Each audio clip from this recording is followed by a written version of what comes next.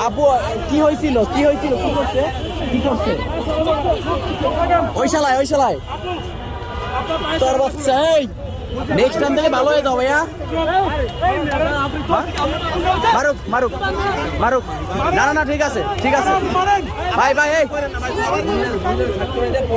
ঠিক আছে বেয়াদবি গুলো ঠিক আছে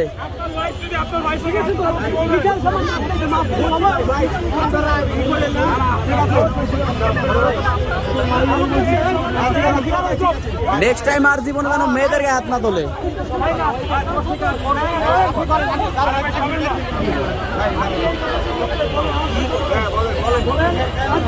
আল্লাহ বলেন আল্লাহ আমি ভুল করছি আমাকে যদি মাফ করে দাও আস্তাগফিরুল্লাহ বলেন হ্যাঁ ঠিক আছে